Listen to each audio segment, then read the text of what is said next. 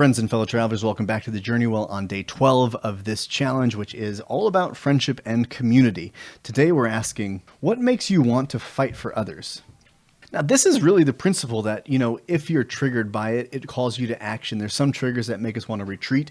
This one makes us want to stand up for other people. And understanding how we engage in community that way and how we stand up for our friends is good because we're starting to connect with our power.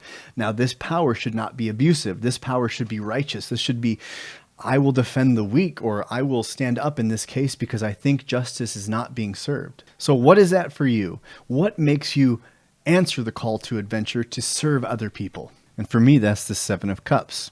When I see this, I see overwhelm. I see people with all of this potential and they're not taking action on it because they're too overwhelmed to take a single step forward. And this is one of my missions in life, is to support people as they start to sift through all of these buckets, trying to figure out what to take action on, trying to figure out how to take sips of the emotional cup so that they can take meaningful, empowering action, and so they can create and bring to the world who they are, what their voice is, find their voice, get their power, realize their voice and their power are connected, and that until we can learn how to use those and find them and not try to emulate anybody else but ourselves, we will be imprisoned and overwhelmed trying to figure out through the wrong filtration of vision what it is that we're here to do, who we are, what we're here to say, how we enact in this world. When I see that lock preventing them from doing so, it calls me to want to fight. And this comes from my own wound, from my lack of a voice, from my lack of believing I had any power. And in healing that wound, I found that I did.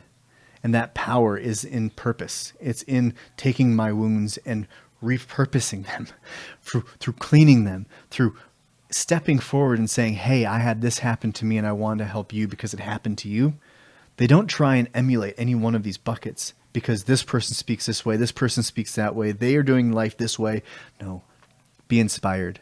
Don't emulate. Find your power, find your path, and try each one of these buckets. Because I see you trying so hard to be this person, to curry favor with this influencer. No, don't do that. Let people inspire you to find your own voice. I want to fight to help you do that. Because in unlocking and healing my wounds, this is what I discovered. That until I figured out who I am and how I spoke, how I showed up in my life and in the world, I was never acting from a place of authenticity. I was acting from that scarcity mindset wherein I have no idea what path to take. I have no idea what emotion to sit with. So I took action on none.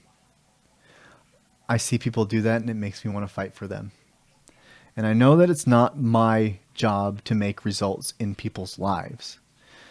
But I would like to believe that those who are willing and interested, I can make an impact. And it's not because of my greatness. It's because I care. Because I was given that same wound. And the wound that I was given is now something that I can help others with. If this is meaningful for you, I hope you continue to join me, because community is nothing without you. And until next time, journey well, my friends.